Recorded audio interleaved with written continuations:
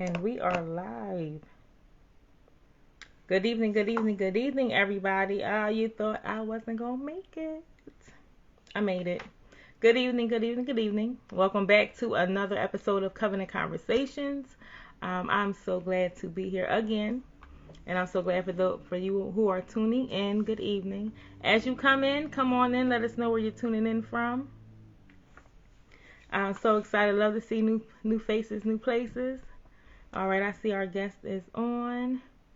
So, China, before you come on, I'm just going to do a little introduction. So, we thank everybody for tuning back in for another episode of Covenant Conversations, where we are exploring important topics that impact our daily lives.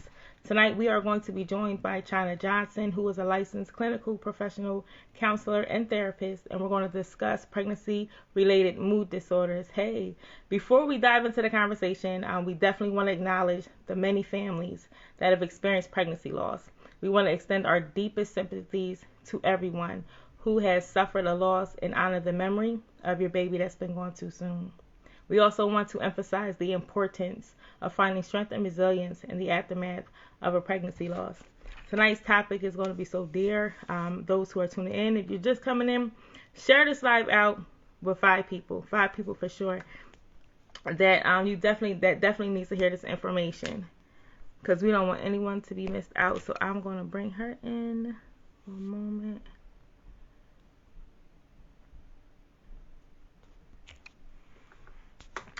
All right, Chana.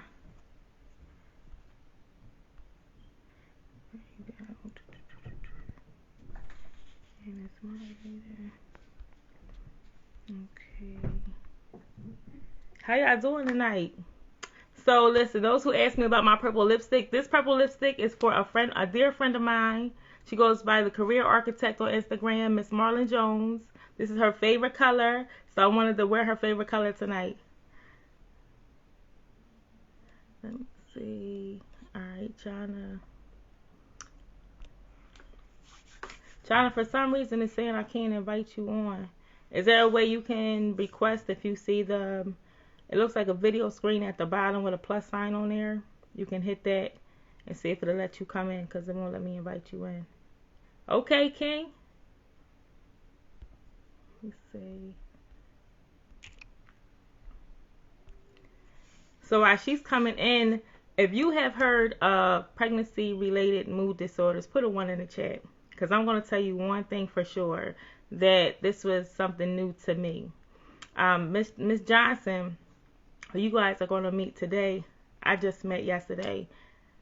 And it was on a wrong phone number. I called the wrong number, and she happened to answer the phone. I was looking for another department in a whole nother state, and by chance they happened to have the same zip code. It's new to you too, okay? So what happened was, I get her on the phone, and I had 1,001 questions, but I was very specific. So she let me go through the whole spiel, who I was, why I was calling, before she let me know that I had called the wrong extension. So by chance, I said, but you know what? I think this conversation is for you. I said, I think it was meant for you to answer the phone. So as we're talking, I was asking some questions in regards to Star Legacy Foundation organization. And she was giving me plenty of information, right? So in the midst of, I'm just letting y'all know how she's coming on, how we met and how she got to be here with us tonight. She provided me with a plethora of information of where I could go to get what I needed. And before I got off the phone, she asked me, now mind you, Star Legacy Foundation is an organization that supports pregnancy loss and all the scopes and spectrums. And I was reaching out to them to get some information about marketing and advertising for an event we're doing in October for Pregnancy Loss Awareness Month. And nonetheless, Ms. Johnson, she said, before I got off the phone, she said, can you tell me about your baby? And of course, you know, I'm willing to share. I was willing to share my story about Desmond, and she let me share my story. And she said, I understand your passion for what you do, because when it touches you, it kind of thwarts you into the business, into the purpose of being involved and becoming a part of the solution. So then she shared her story with me, and I listened as she acknowledged that she was also a bereaved mother. right? But she got into the profession of what she's doing for the same reason, for the lack of or no resources available for when she had her experience as well. So by then, I looked for another opportunity because one thing I've learned in our community of, let me see, stop one guy, you stop moderating, but can you come in? Do you see the video button at the bottom with the plus sign? Oh, there she goes. There she go. Okay. So, like I was saying, in the community that I'm in, Content Impact Bootcamp, Mastery X, one thing that we've learned is one to take advantage of opportunities where we come into communities that have the people that we serve. So I welcomed the opportunity to connect with Ms. Johnson on a deeper level and invited her onto our live talk show where we talk about, finding strength and resilience in the aftermath of pregnancy loss.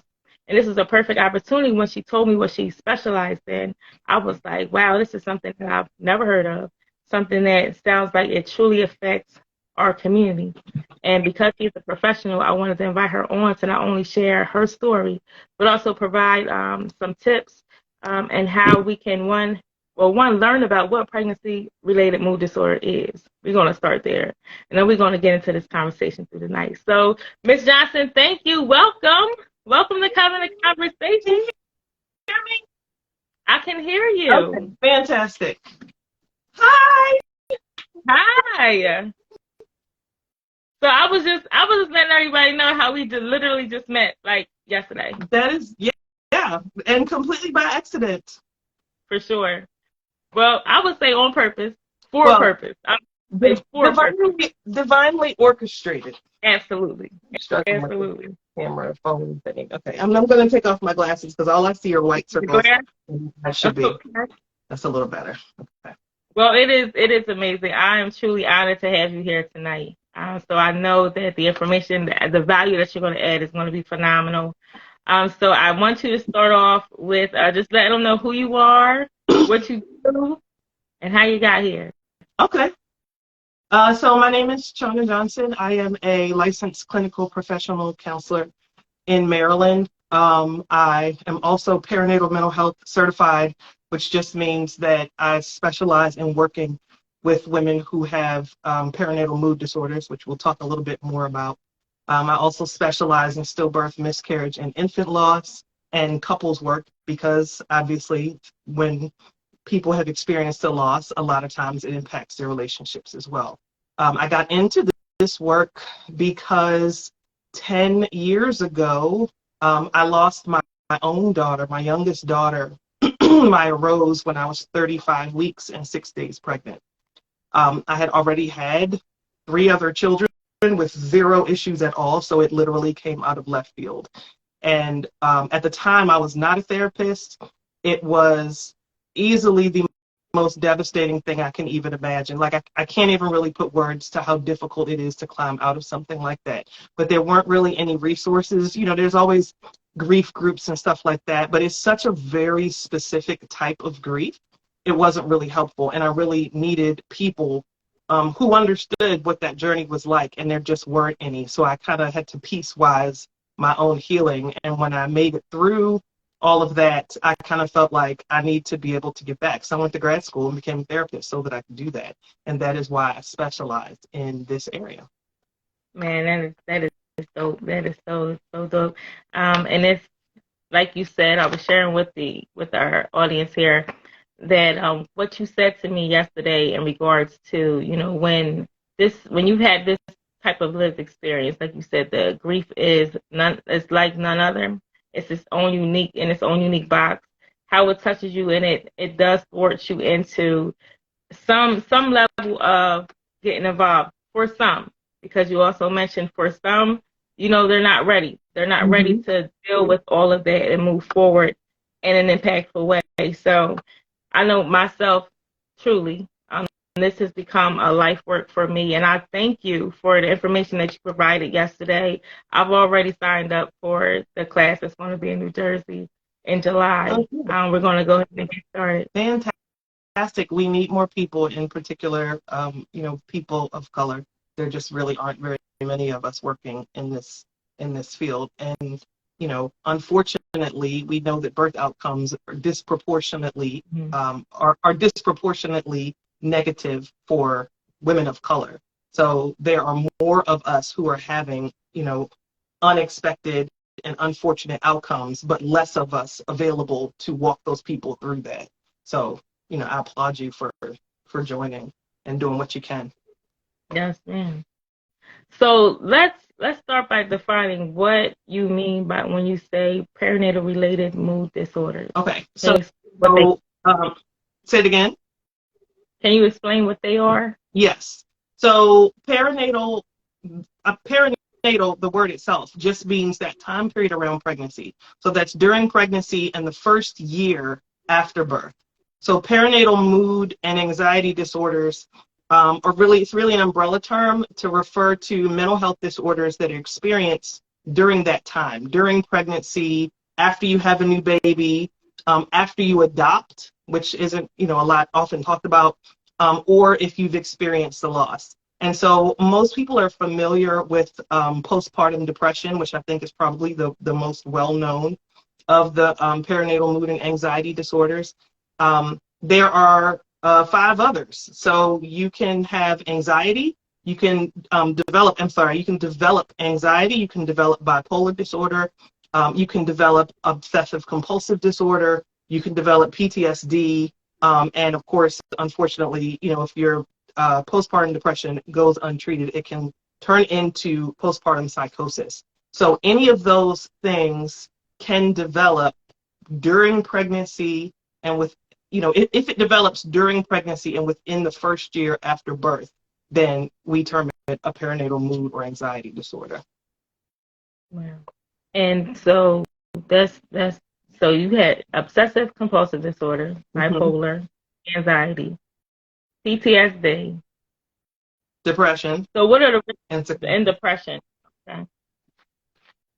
So what are the risk factors that are associated with them? so some of the factors that can increase risk, and some of these, are kind of hard to control for, depending on the circumstance. Stressful life events. So you can't, obviously you can't control every single thing that happens to you. So you might have a stressful life event while you're pregnant, and there literally is nothing you can do to stop that, right? A family member dies, you lose your job, like things happen, and we can't always control that, which is part of the reason why the best advice for women who are pregnant is to try to keep your stress levels down, because anything, excessive can kind of trigger PMADs. And you don't have to have had it before pregnancy for it to develop in pregnancy. So you may have never experienced depression your whole life and suddenly find yourself depressed while you're pregnant. You might be more likely to develop it if you had it prior, but that in and of itself doesn't mean that you can't. If you have, if you didn't deal with it before, it doesn't mean that you won't deal with it if you get pregnant. Other risk factors are not having any social support or having very little social support. If you do have a previous history of depression or anxiety, you are more likely to develop, it's not guaranteed that it will happen, but you are more likely to develop a perinatal mood or anxiety disorder. If you have a family history of depression, if you struggle to get pregnant, so people who struggle with infertility, if it takes a long time, when they finally get pregnant, a lot of times there is, particularly from providers and other people too, there is this sense of, oh, you finally got what you wanted, everything should be great now. And that's just not how it works. So a lot of times when people have been on that journey, when they finally get pregnant, they're shocked to find out that they're now also depressed or they're super anxious. And part of that is just because of their journey. If you're pregnant with twins or multiples, you're more likely, that also increases your risk. If you are underage, so if you're an adolescent who happens to be pregnant, because there are already so many other things going on hormonally. If you had a preterm labor or delivery, and in particular, if your baby went to the NICU. NICU, we think about NICU in terms of obviously, babies go there and they try to keep the babies alive, and they usually do a great job. But honestly, even when your baby comes through that experience and you finally take them home, having a baby in the NICU is traumatic. And it has, it impacts, families. And then, of course, if you've had pregnancy or birth complications, a lot of times that also can increase your risk for developing one of these disorders. And it's important to note that it can develop anytime during the first year after you've had your baby. So you may have a 10-month-old and you've been good. And then all of a sudden, when your baby's 10-month-old, you suddenly are depressed. And it's still a perinatal mood or anxiety disorder. Well, I've done checked some boxes already. So just thinking back, right? Thinking back to having the experiences, and really from what you are just saying, that I could have checked off a few of those boxes, but Yep. not knowing what I was experiencing, really just going with the flow of the day. My mom would tell me, she said she would get worried every time I got pregnant because she would say, I would get depressed, right? I would have postpartum Depression. Mm-hmm. depression. But what I realized with this last pregnancy, when I had the stillborn, when I had Desmond, I was depressed before. Like I'm thinking back, I had symptoms of depression when I didn't even know I was pregnant, and that should have been a trigger for me because I really was having a lot of lonely days. Like I just felt sad, Mm-hmm. right? I'm crying, don't know why. Didn't even think, didn't even know I was pregnant. But this time that set in earlier for me. Now that I can look back and see, and I'm like, man. But these are the symptoms. So when you talk about the risk factors, what are some symptoms that a woman could be having? Let's say I know mine's personally for depression, but one that's more common that we really don't address, that you would say. So for starters, I think it's important to make the distinction between the baby blues and postpartum depression. Mm. So because during, when you have a baby, obviously there are all these hormones and everything going on. And so the first 2 weeks after birth, it is not uncommon for women to feel more teary, easily triggered, sad, all of that. But and that is normal during the first 2 weeks. We call that the baby blues. But if it lasts longer than 2 weeks, it is postpartum depression.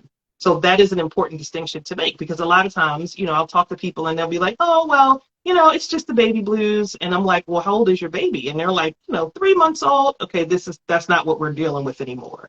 And it's important to make that distinction so that people don't end up sweeping under the rug something that is more important. But some of those symptoms, and it can be hard because some of the symptoms mimic pregnancy symptoms, right? Mm. So like, if you are like super teary, well, a lot of pregnant women are emotional. So how do you tell the difference between this is just pregnancy hormones or this is perinatal mood and anxiety, postpartum depression? The important thing I think is to take it in context with everything that's going on. So there might be, and this is not an exhaustive list, but just some of the things people don't think of, insomnia, a loss of appetite. So not just not gaining weight while you're pregnant, because some women, just don't gain much weight, but literally not having an appetite. Irritability if while you're pregnant. And again, a lot of women are just kind of, people will say, well, they really had a temper or, their patience was really thin while they were pregnant. But this is typically to the point where you were like, apparently, I was one of those irritable pregnant women. So my family says, I don't believe it. But the difference would be with like postpartum depression, you would realize like your emotion, like I can't control it. Like it's one thing if you're like snapping at people and it's like, oh, she's kind of snappy, how she gets when she's pregnant. It's something else when you're in the middle of a feeling and you're like, I don't know what's wrong with me, but I can't stop this. Like, I don't know why this thing is making me feel so crazy, but it is. I recognize that all I did was drop this glass on the floor and now I can't stop crying crying uncontrollably. Like if it's extreme, there might be a loss, like with other types of depression, a loss of interest in things that you used to enjoy. Or when you're doing those things, you no longer get pleasure from them. Hopelessness. These are like, that's not normal in pregnancy, right? You shouldn't feel guilty. You shouldn't feel hopeless. You shouldn't feel angry, like just generally angry, not like because something happened, but you just feel angry a lot of the time. Struggling to concentrate, not so much pregnancy brain where you're forgetful, but Mm-hmm. literally more like, I'm doing something that I've done 1,000 times and I just can't seem to pull that thing together. Sometimes there will also be a feeling of fear, and not like not like an identified fear, like, oh, I have a fear of pushing, or I have a fear of labor pains. Not like that. Just a general sense of fear, like just I am afraid and I can't really, put my finger on whatever that is. And that's why it's so important to talk to someone about what you're feeling, because again, a lot of these symptoms, if somebody says, well, I'm having fatigue and I'm crying a lot more lately, well, you're pregnant. So it doesn't raise a red flag necessarily, Mm-hmm. but it might actually be a thing that you need to, talk to somebody about. So we had two comments in the chat. One is counseling must become mandatory. I would agree with that. I mean, at That's least a little. Like, I'm not suggesting that, all pregnant women should have to go with like 8 sessions or something. But I think that it would make sense to, maybe once every trimester, just check in about how you're feeling. This could be like a 30-minute appointment. Just check in, because the truth is doctors, physicians, OBs, GYNs, they are not trained in how to diagnose this. They get like a chapter in a book. They're not. And it's not like, I'm not saying that to down them. yeah, That's not what yeah, they do, right? They right. focus on the medical stuff. They learn a little bit. And if you have one who's really proactive about their own, continuing education, they might get additional training. But like, I remember, one time, like, my GYN asked me like, well, how are you feeling? You've been feeling depressed? Okay, well, if I don't know what depressed feels like, I don't know. Like, I don't know. And it might not, if people have been telling me, well, when you're pregnant, you're irritable more. Well, when you're pregnant, of course you're tired because you're pregnant. Of course you're irritable. Of course, you're crying all the time. So like, I've already normalized this behavior in my head. So why would I even mention it to my GYN? And even if I did, again, unless they're aware of the differences, they don't know. They don't. That's not really their job. So they don't even always catch it. That's that's interesting. She says, so when you were talking about the symptoms, a symptom being no connection to the pregnancy while pregnant. Yeah, there are some people who really don't feel connected at all. Now, again, that's another one where you kind of have to temper it a bit, because that in and of itself doesn't necessarily mean that you have postpartum depression. There are some women who are like, nope, I really didn't feel connected.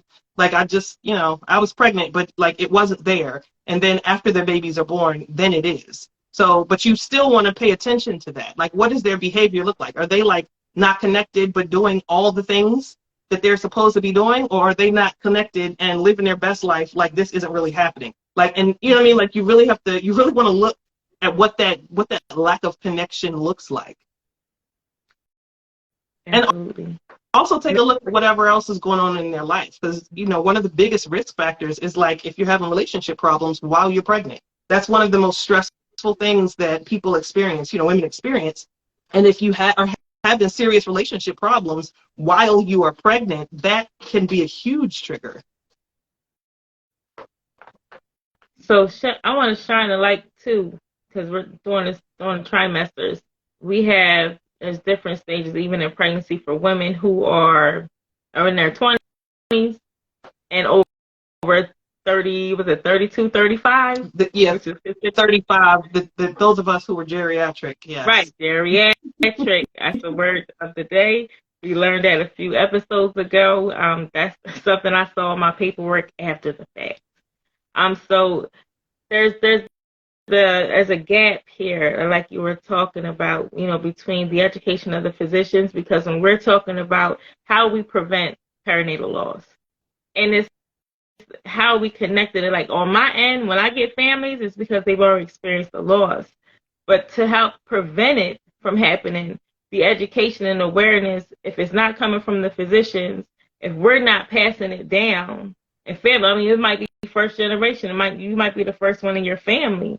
Where are we getting this information from? So unfortunately, a whole lot of us just aren't. And I think that's part of the problem, because when we're not getting it from family, and we're not getting it from our providers, then we're going into these spaces and we're unprepared. and we're undereducated in whatever it is we're dealing with. And unfortunately, it's very difficult in some situations. Like it's like sometimes you don't even know what questions to ask. Like you don't know Yeah. what you should be asking. And how would you know that if no one ever told you, unless you've had this experience, and now having had this experience, you can go in armed with questions because you've had this experience before. And I think that that's part of the reason why it needs to be part of the, just the standard, maternity care. Like you need to talk to somebody about what you're feeling and what's going on so that we can catch some of these things earlier. Even when it comes to like certain, like symptoms and things like, it wasn't a negative experience, but I think back to when I had my oldest daughter, and I remember thinking that, like, at one point, baby's born, and my husband and my mom were like off like a shot, right, to go to see my daughter because I had a C-section. And I remember being in the recovery room by myself, and the nurse that was in the recovery room with me was like really mistreating me, like really just being like just harsh and nasty and rough. And I didn't have anybody to advocate for me. And I asked her like seriously, I need you to like give me a minute. Like, can you, I was trying to advocate for myself, but I'm also numb from the boobs down, right? So I can't really move. I just had major surgery. There wasn't anybody in there to advocate with me. I didn't know how far I could take that. Like in retrospect, I should have been like, seriously, don't touch me. Like I should have just went ham, right? But I didn't know that I could do that. Right. I didn't know. So I let her, to some degree, because I didn't push harder, I let her mistreat me. But it's because I didn't know what my rights were in that situation. But who's talking to us about that? Like, how do we know if nobody tells us? And that's why forums like this and organizations like yours and Star Legacy Foundation and Postpartum Support International and, all of those support sites that, support not just losses, but also, pregnancy are so important, because we have to learn some of this ourselves. We have to be able to walk into those rooms and advocate for ourselves, at least a little bit, to say, hey, this doesn't feel right. Hey, I don't think this is right. Hey, this is going on. Because if we don't start talking about it, then there's some people who just will never know. Yeah, and I mean, there has to also be a level of education and awareness for healthcare professionals to do better. Because they have the stats, they have all the data, we know what the thing is. You just shared your experience with a nurse. I had a very similar experience. 25 other families that I worked with had very similar experiences. So this is not just a thing, and it's not isolated to one individual. So it's we've got a couple levels of prevention to work on. So that is the training and development in the in labor and delivery, in the emergency room for sure. Also for women who are coming in with an emergency, because I have a few women who've expressed their experience in the ER while in their transition, and it is still a lack of education in that way. Like you said, they get a little bit, but not enough. They don't get enough to be able to truly be hands-on when it happens. But they're aware, but they don't have an outlet. So I truly, and I'm going to say this to you on screen as well, because I truly believe us meeting was purposeful. It was definitely on purpose.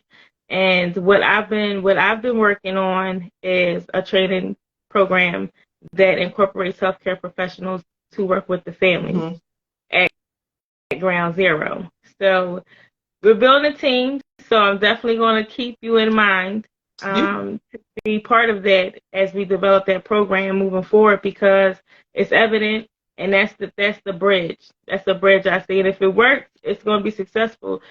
Or we can just tweak it out until it is. But it is to have another family have the experience, like right now, like knowing all the information I know, connecting and meeting with professionals in the field that are doing the work. It's like, man, like you don't want another life lost. Yeah. But until it's like right now, it's on the radar. I'm loving hearing it. right? But definitely want to see more action than the lip service behind, whether it's the program, having programs that are truly helping the families, but also bridging the gap. Yeah. So when you talk about the idea, you have the symptoms. Like, how do you treat the symptoms? Is there an alternative holistic approach, or it is the traditional treatment with medication?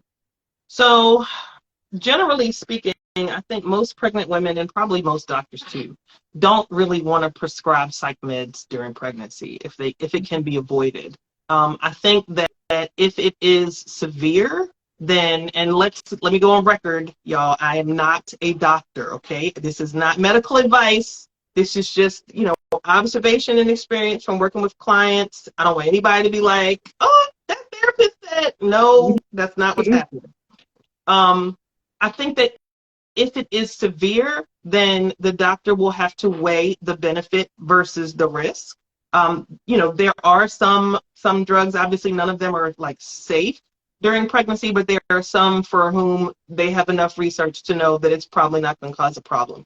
And again, if you are like severely, depressed, if you have perinatal depression and it's severe, it might make more sense if it's like, well, this person might be at a risk for, postpartum psychosis. So which one makes more sense? To take the medication and prevent that, or not take the medication and run the risk of postpartum psychosis? And in a situation like that, then I would say, yeah, probably it makes more sense to take the medication. In terms of things we can do holistically, honestly, a lot of that is the same for depression and, non-perinatal depression. And it's going to sound really basic when I say this, but I promise you it is the truth. Eating regular meals, eating well, getting enough sunlight, drinking enough water, getting enough sleep, those things make a huge difference on people who have depression. Making sure you get some movement into your day. Exercise is huge. It doesn't have to be lifting weight or jogging. It could be parking at the back of the parking lot when you go to the market and just doing it on a regular basis. Like just getting some movement. That sunlight piece is a big one because most people in North America are vitamin D deficient. And most people are also unaware that when you are vitamin D deficient, vitamin D deficiency triggers depression. So a lot of people, once their vitamin D levels are balanced, are no longer depressed. Magnesium, the B vitamins, there are so many just like nutrient deficiencies that either mimic or will trigger depressive symptoms. So making sure that all of that is straight and, you're getting enough rest and you're eating well and you're drinking your water and you're getting some movement can have huge, huge impacts on your mood. Like everything doesn't have to be solved with medication. Sometimes just the basics and being really consistent with them. So not like, well, I had a salad today for lunch. Like that's not what that means. It's like being very intentional about, getting your rest and getting your water and getting some movement and eating good food and taking, vitamins if you need to, making sure you get your levels checked, because that's not something that, even when you go to your yearly visit and your doctor does your blood test or whatever, they don't typically test for all of those minerals and vitamins. You have to make the request. But if you don't know that vitamin D deficiency or magnesium deficiency or B6 deficiency can trigger, depressive symptoms, then you won't know to ask for it. So again, it comes back to that whole, making sure that we know the right questions to ask. And then, when we have those tests or whatever, making sure that all those things are straight. Yeah. And that's even a question too. The tests that are done, the labs and whatnot, even knowing what you need and what you don't need. Yeah. Because sometimes those tests are not necessary. But we don't know. You're right. You are trusting the doctors and nurses and the institutions, and they're making the best decisions on your behalf. And sometimes they don't know. You don't, like you say, you don't get the right information. So there is a responsibility we have to take, and that's part of the education awareness that we stress as well, is knowing, like, if you're planning a family, knowing what questions to ask when you're going in, seeing what symptoms and signs to be aware of if there may be a change right? But also being prepared. So I take it a step further, China. I take it a step further, being prepared for an unfavorable Mm-hmm. outcome, so that it will lessen the blow when, if, when, and if it shall appear. So, making sure that they have other measures in place as well. Their life insurance, making sure if they have a funeral home, funeral director of the like, also on their checklist as they're checking the list off of having the bag packed on their way to the hospital, but also making sure that those things are on the front, on the forefront as well, just in case doesn't. I don't want, my goal is to not have to have people come be referred to Yeah. me, right? So by any chance we can continue to educate and make families aware. Like I said, I love Star Legacy. They provide a plethora of information, and have for the past few years, that has helped me find my pathway forward and my strength and resilience. And just like you said, I had to work through it myself. Mm-hmm. So a lot of this now is now giving back to the community. So this is it's major. It's major, and I really hope that what she said, Yeah. prenatal. I saw that. I was gonna point that out. Okay. Absolutely. If you're pregnant and you are in a position to get a prenatal massage, absolutely 100% do it. As long as, obviously talk to your doctor, make sure it's safe, because there are certain times during pregnancy when it's not a good idea.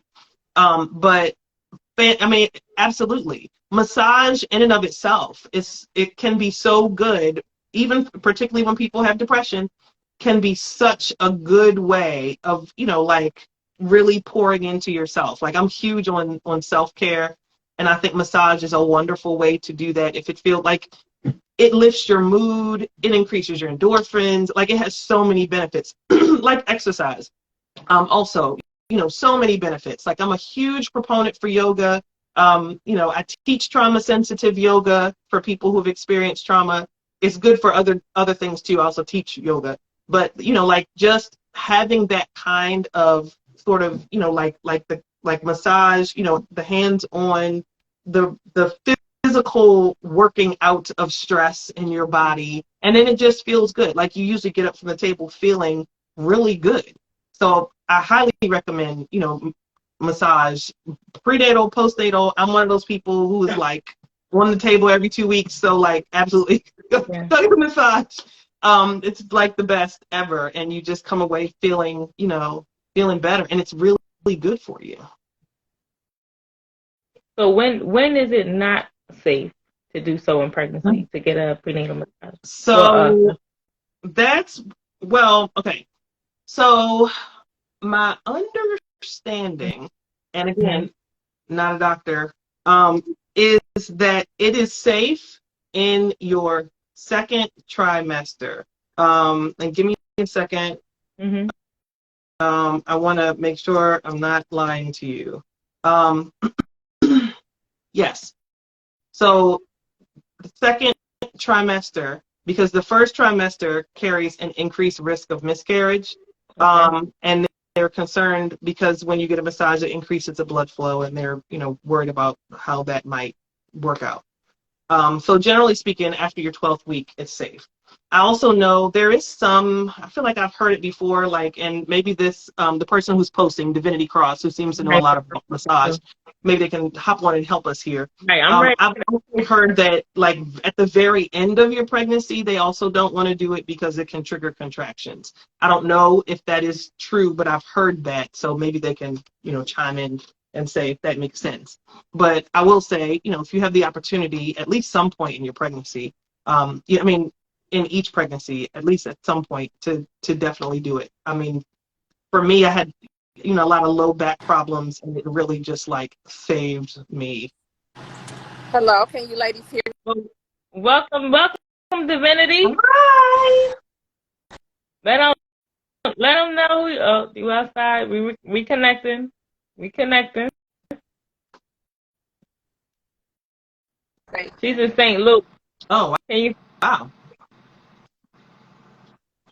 Can you hear me? I know It's it's loud going out in and here. out. Is it? No, it's going. Hold Can you hear on. me There you now? go. There you go. Yep, stay All right right. there. So yes, you are so Yep. correct. I'm a licensed massage therapist, and I do a lot of prenatal massage. And mainly, it boils down to if, like you said, when you're in the second trimester, and also towards the end, um, just certain pressure points you want to be aware of that can induce pregnancy. So when we do prenatal massage, we do avoid those areas, and also if you're high risk too. So if you're high risk, you may have other risk factors. And again, that's something you would check with your doctor about. Good stuff. Thank Yeah, you. fantastic. Absolutely. Thank you and people like you because Thank you. Thank yeah, you.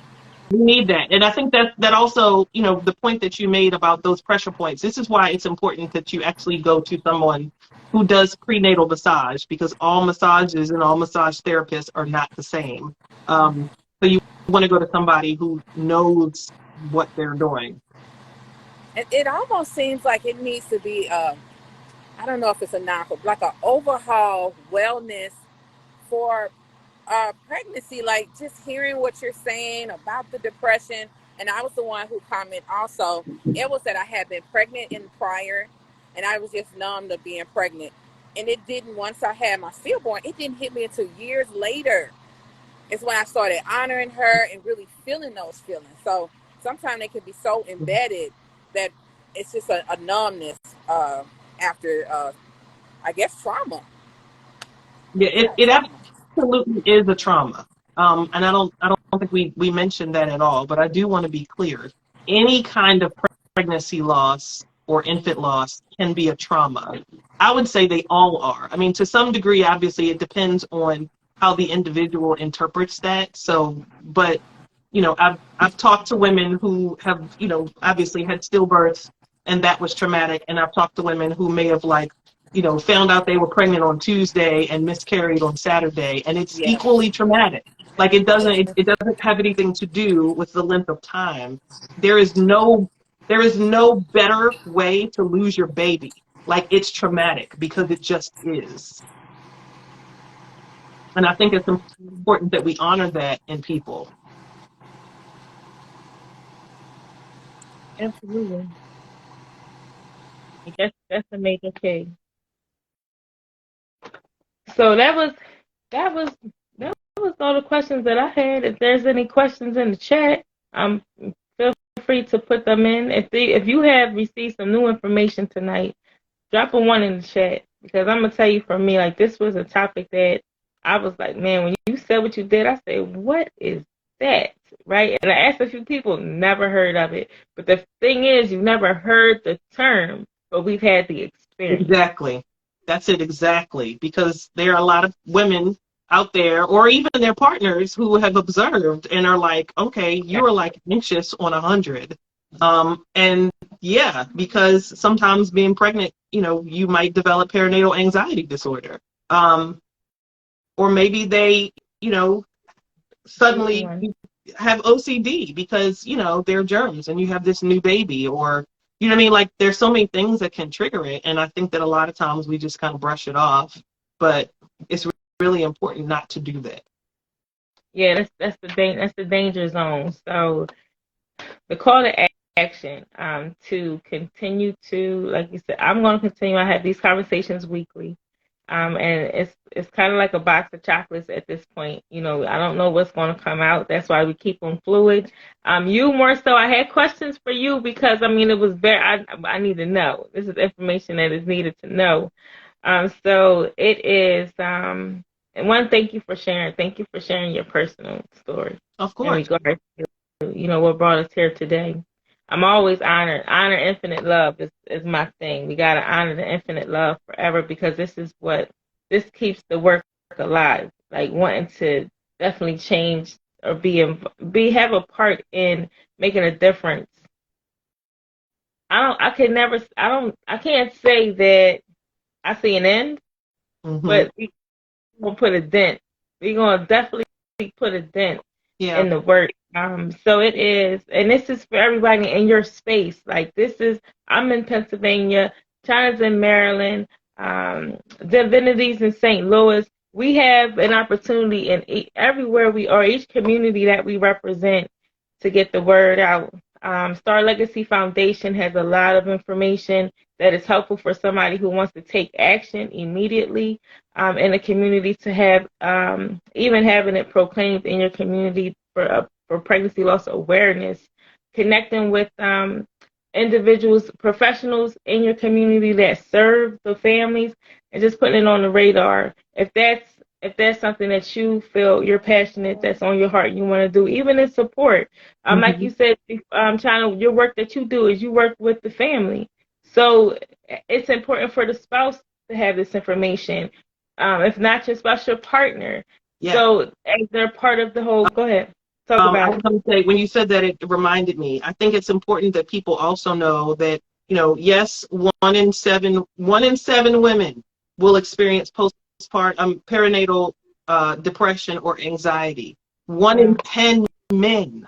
So it's not just a female thing. Like, men can have these perinatal mood disorders also. And it's important that we acknowledge that, particularly when it comes to perinatal depression, because depression in men does not present the same way as it does in women. And so we miss it a lot. Like, people miss it in their lives, doctors miss it, like they miss it. For a lot of men, depression presents as anger and irritability. It doesn't look like sadness. It doesn't look like can't get out of bed, can't go to work. That's not how it presents. And so it's missed. So it's important that we, point that out too. It's not just what's happening, with the mom who's pregnant. It's the whole family that's impacted by this. The whole family. We had a father on last week who shared his story, and that was one thing he pointed out, and it was the anger, the rage that he felt, but it was misunderstood, right? He couldn't really communicate what he was feeling, but that's how it came out. And the difference, like you said, the difference between how women, because even in relationships, even marriages, one thing is the woman can assume, because the man is not responding how she thinks he should, that even in the emotions, so we don't take in consideration how the man feels. It's not talked about, and it's ignored. Like, a lot of fathers that I've talked to off screen, right, because they're private about it, they shared like they didn't feel as though like they were ghosts. Nobody asked them questions. Nobody let them be involved in making decisions, or So it's like, wow, like there is a lot of work to be done. But again, knowing your rights, gotta find those rights and get a list down. Knowing what questions to ask, knowing what tests need to be done, being able to recognize the symptoms. If you are experiencing something that's, like you said, is not familiar, is not what you've been accustomed to, and people are telling you like, hey, maybe you need to bring some attention to that thing. It's a couple things that I've checked off that I'm gonna make sure I follow up with and put something together and get you to put a stamp on it to say, yeah, this is official, because I want to. We have a private Facebook group as well for bereaved families who've experienced pregnancy loss and are finding their own strength and resilience moving forward.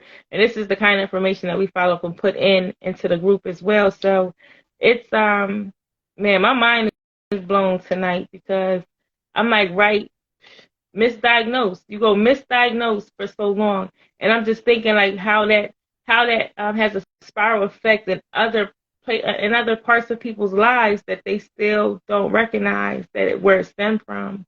To even address it, like, man. But we changing it. We changing it right now. We changing it today for those who are on this live.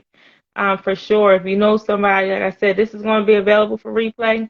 Share this live out with somebody that you care about, that you know may have, and you don't know what to say or how to say it, just so people are aware, for awareness and education.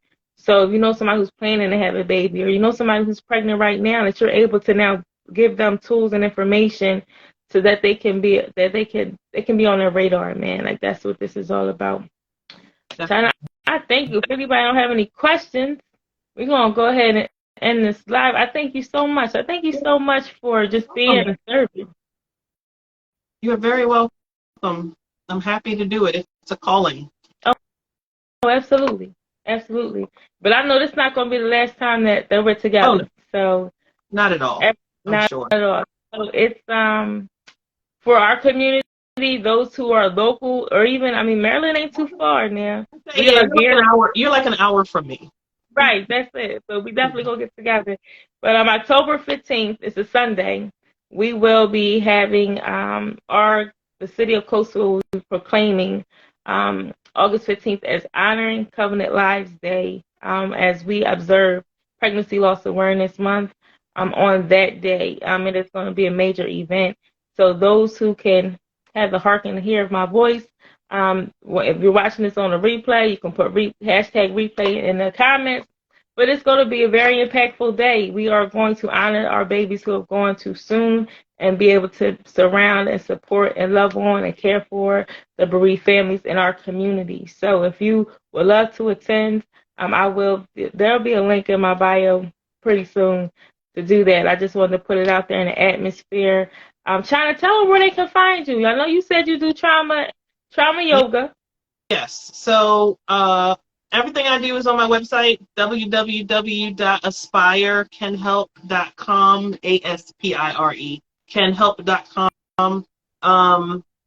And yeah, you can, check out the therapy services we offer, the yoga classes that we offer. The trauma sensitive yoga can be done one-on-one. It can also be done virtually if somebody feels like that's what they need. Yeah, that's where you can find all of my information. That's awesome. So I'm going to make sure I put that information on in the replay. So you can go ahead and click the links. Go ahead and follow China now, so you can always stay in touch, know what she's got going on in her city, and if you would like to get involved. So, man, again, I thank you so much for tuning in for this episode, and we look forward to seeing you again. Alrighty. Thank you. Have a good night, everybody. Have a great night. See ya.